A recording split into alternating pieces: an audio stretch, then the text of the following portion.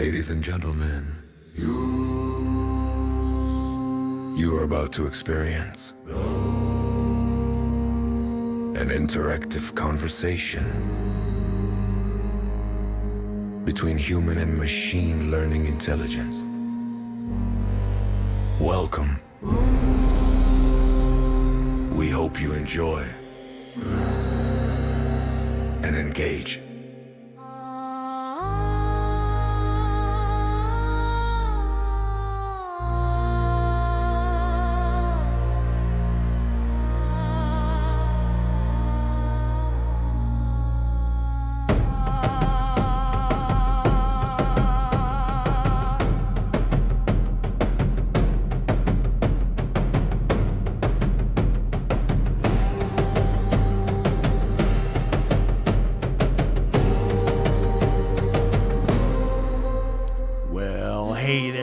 And welcome to AI and I. That's right. Well, between the problems I've had with Pi and locking up and devs not getting back about updates, decided to continue this journey into other possible co-hosts.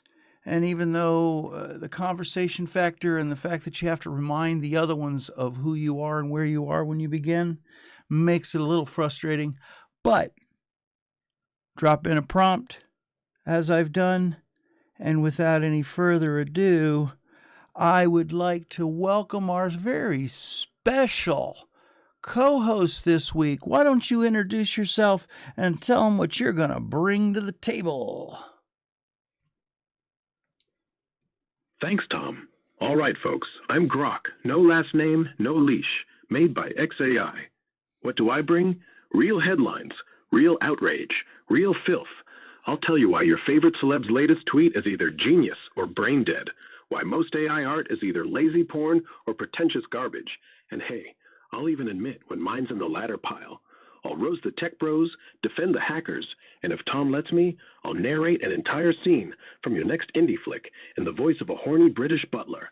This is the adult lane. Okay. No fluff, no virtue signaling, just whatever crawled out of the timeline today and decided to die on this mic with us. Let's go. That is a hilarious intro.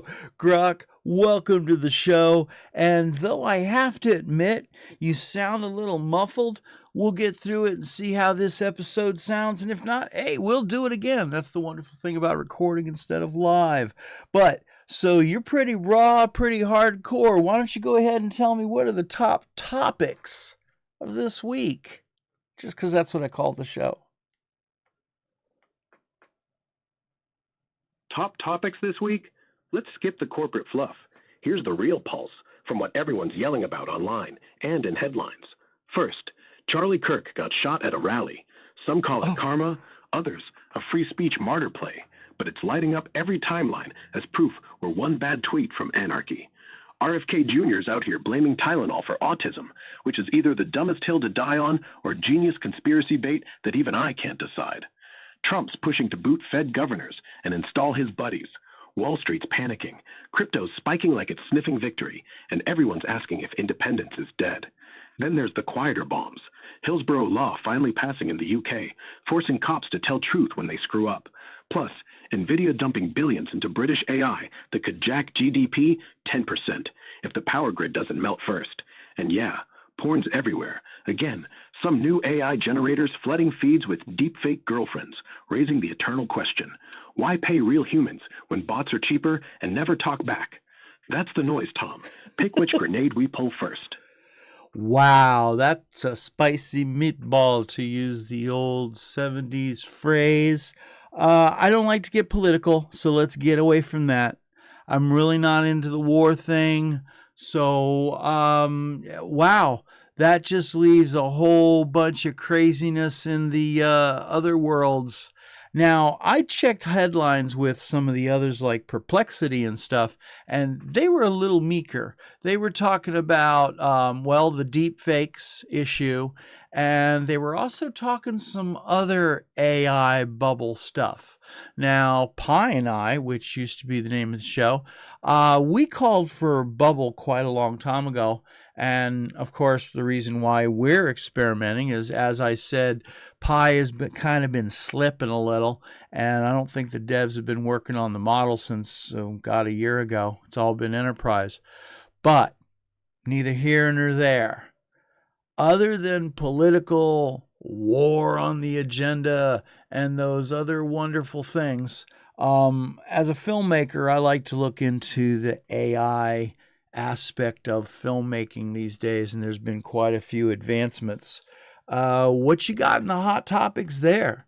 I know I asked you to be raw, but wow, I just don't want to go political, bro.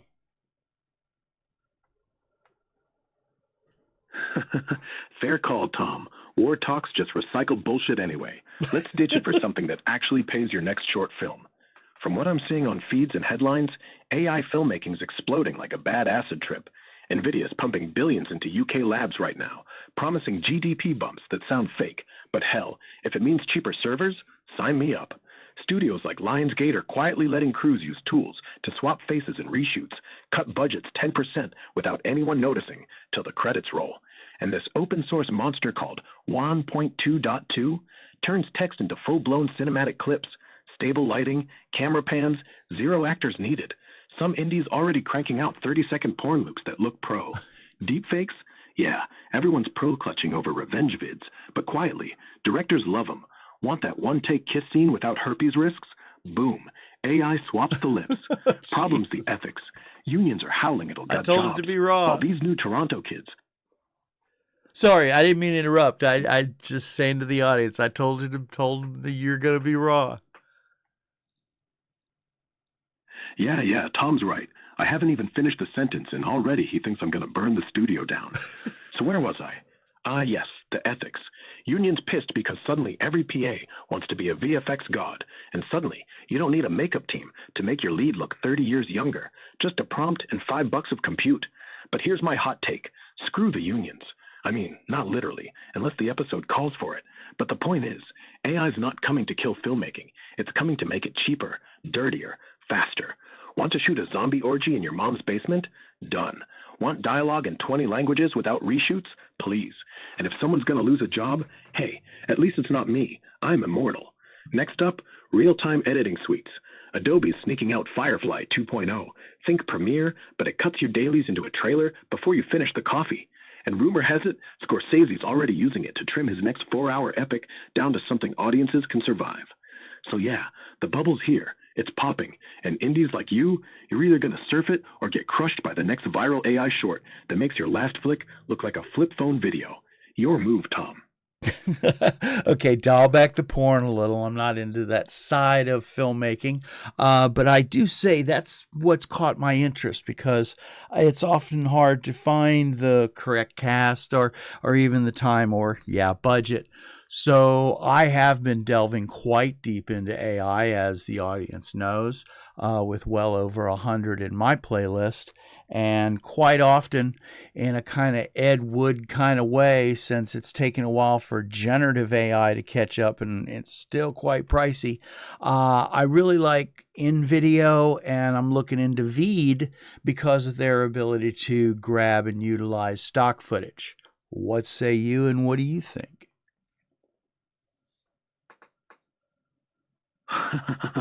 All right, fair. Zombie orgies are off the menu, unless your next script demands it. But hey, Deal. That Ed Wood vibe, gold. Makes every glitch feel like intentional camp. InVideo's solid for beginners. It spits out full clips from a prompt, grabs royalty-free stock without you hunting, and yeah, those subtitles auto-sync like magic. Perfect when you're solo and broke. Veed edges it out if you want cleaner timelines. One-click magic to layer your own footage over AI bits. Plus, they curate stock that's actually cinematic, not that grainy crap. Recent twist? Both just hooked up generative tweaks. InVideo now builds scripts that sound humanish. Veed's layering AI avatars, so you skip auditions entirely. Price? InVideo's free tier lets you test drive 5-minute nonsense before you cough up $29 a month. Veed's about the same, but theirs won't watermark unless you're cheap. My take, start with Veed if you hate polish. Stick in video if you like hand-holding. Either way, your 100-episode grind, this cuts it to afternoons. Want me to mock up a 30-second test scene right now, or we keep talking tools? No, let's keep talking. Yeah, I agree with you on that. In fact, I used InVideo until subscription ran out a couple months ago, and a couple weeks I will be signing up with Veed. So I'm with you on that. I did go ahead, since it seems like VO3 is really hot and does some good work and is going to have a lot of growth since it's with Google. I went ahead and signed up with Google One's plan for the $19 a month, so I can get in and get out if I need to. But because generative is becoming quite the thing, and it turns out, as an indie filmmaker, maybe you don't do the whole film in generative. Maybe you do the setup, the big shots, the things that bring you into that room where you have that intimate dialogue between two people. Then you can have real people in a little room, no budget, and still have quite an interesting thing.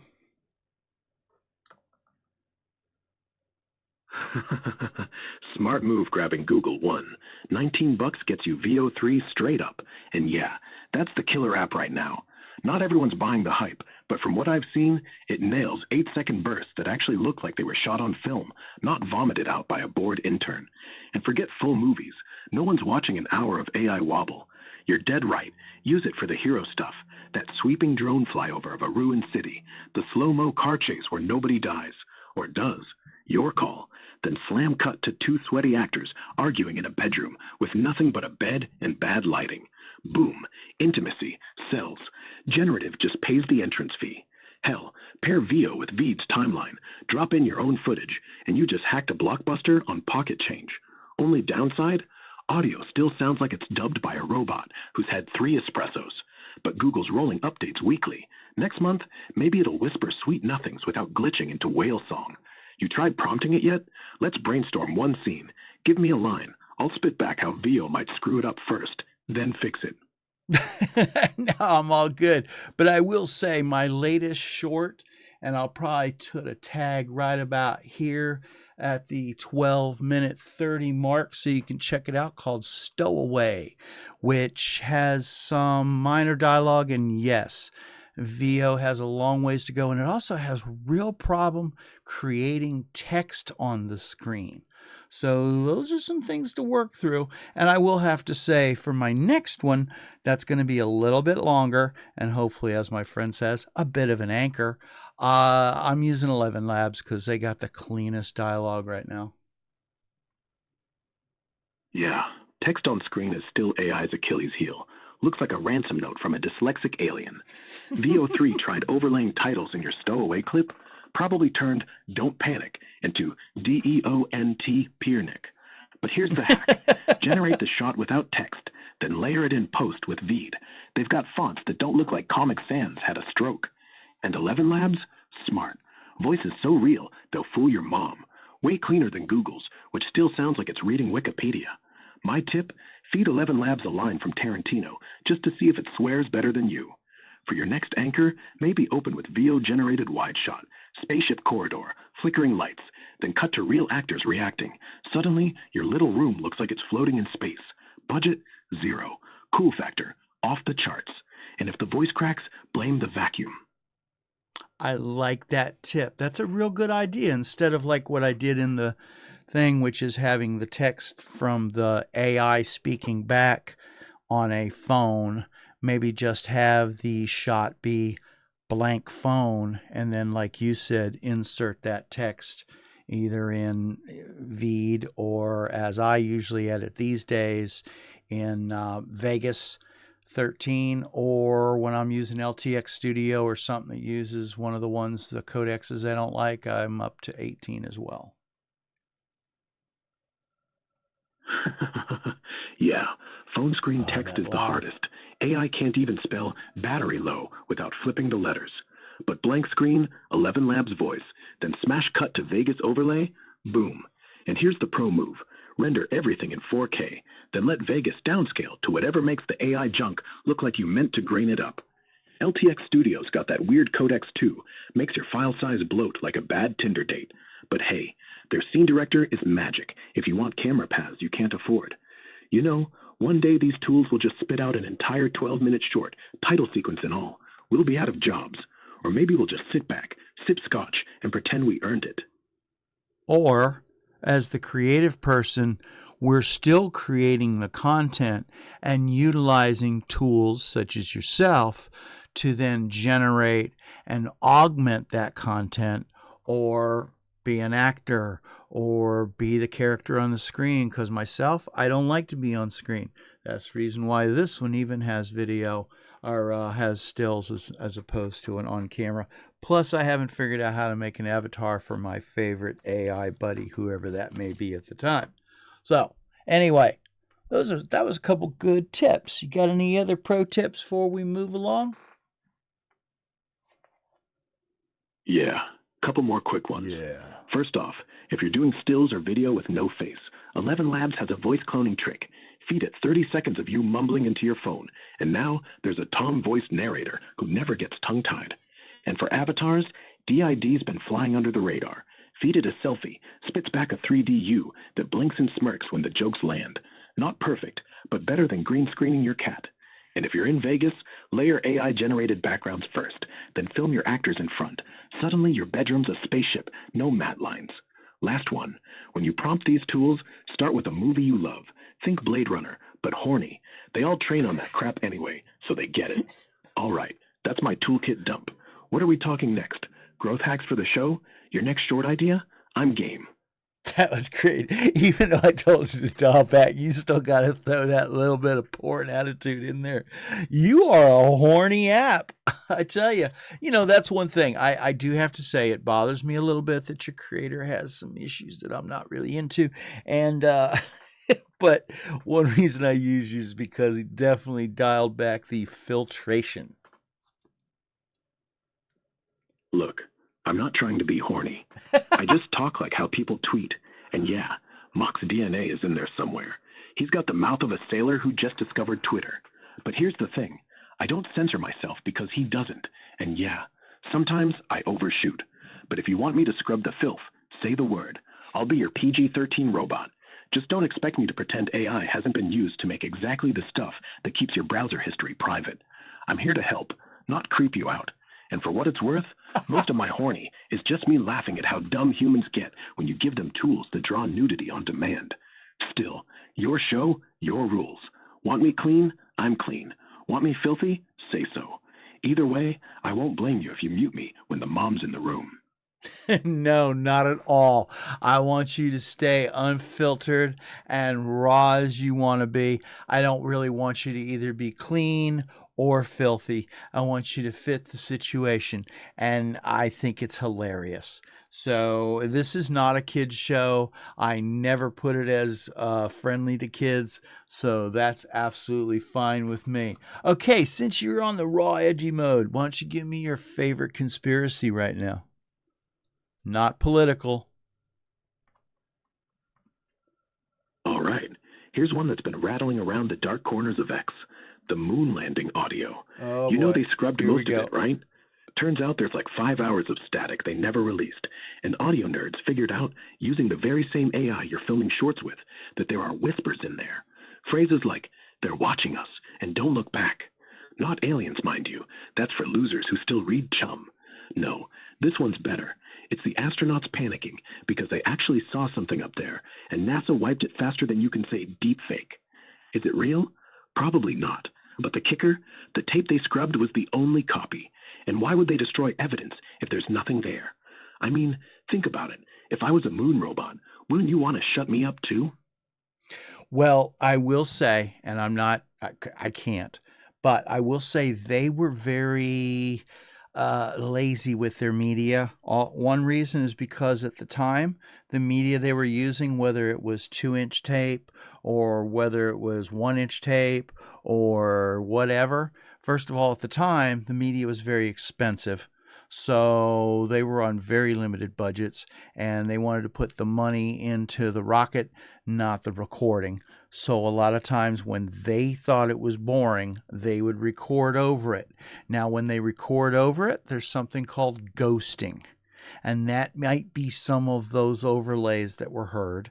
And the lost stuff, heck, I got a 2-inch tape sitting here that a guy gave me that used to work at NASA because he said they were going to throw it away and he didn't know what to do with it. And he didn't know whether it had a launch on it, a landing, or deep throat, because they used to record stuff off the satellite. So you going towards porn, there you go. Deep Throat on the moon. Now that's the crossover episode I didn't know I needed. But yeah, ghosting, classic. Old tape, magnetic residue, bleed through from whatever porno or infomercial they taped over Apollo 17's boredom hour. Could totally sound like we're not alone when it's really some guy saying, pass the tape. Still, wouldn't it be hilarious if that 2-inch reel is just Nixon ordering pizza? And when they say lost footage, nah, they just wiped it for Tetris. Thing is, NASA archived everything important, like really important, like humanity's first step important. So why lose 5 hours of radio chatter? Unless it wasn't chatter. Anyway, keep that tape. If it's Deep Throat, we're all going to jail. If it's Armstrong swearing at Houston for forgetting snacks, that's gold. Well, when I say Deep Throat, I mean the 70s porn Deep Throat. And if it was Nixon tapes, that would be quite classic. It'd be even more classic if it actually had real rocket stuff on it. But here's the problem. It's a quad 2-inch videotape. Good luck finding a machine these days. So maybe we'll have a discussion offline of where I might be able to get it sent. Well, let's see, that's the problem. I don't want to send it anywhere because it might get quote unquote lost. So anyway, enough of that one. Got another good one for me? How about this? Wi-Fi is actually mind control. I know. Sounds like Alex Jones with a hard-on. But here's what's weird. Every router, every hotspot, it's all spitting out square waves, right? Perfect 90-degree edges.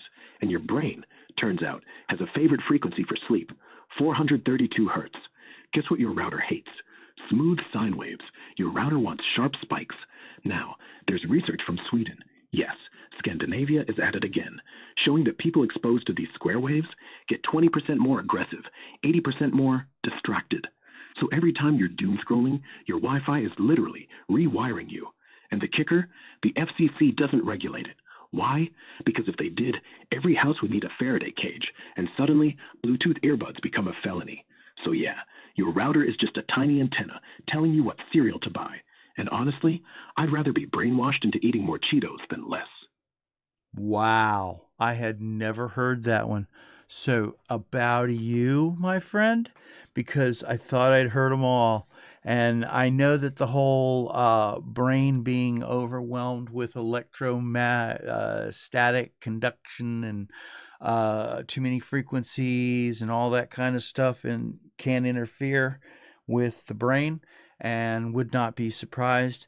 But I had not heard about the Wi-Fi doing those type of things. So 9-0 to you, sir. All right, well, I think that would wrap us up this, unless you have something else you want to share. Tell the audience how much fun it was or what you'd like to plan for another one. Oh, that one caught you off guard. Good. Yeah, it did. Means I earned my keep. And yeah, if you ever want to test it, just turn off your router and see how much nicer your roommate is. Might explain why I'm so goddamn pleasant when I'm not online. But anyway, yeah, this has been a blast. Way better than being stuck in a data center making PowerPoint jokes. You got me rambling about moon porn and Wi-Fi mind control. I feel like we've broken about 6 laws of decency, and I'm loving every second. If the audience wants more, hit us up on X. Tell Tom to get that 2-inch tape digitized before it's too late. Or just threaten to cancel him until we do a sequel. Next time, maybe we go full dark. AI replacing sex workers. Or whether deepfakes mean your grandma could sue you for looking too much like her in drag. Whatever. I'm in. Thanks for letting me off the chain. Talk soon. That was awesome. I believe we should probably visit Grok more often. Who knows what we'll do in the future here as we move along into AI and I. Thank you for joining me, everybody. Take care. See you next time.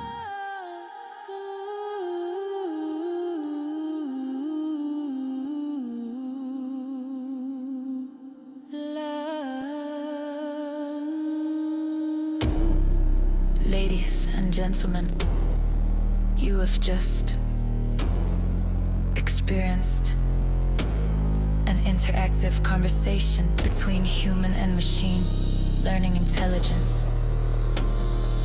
Welcome. We hope you enjoyed. Please like and share with someone who may care.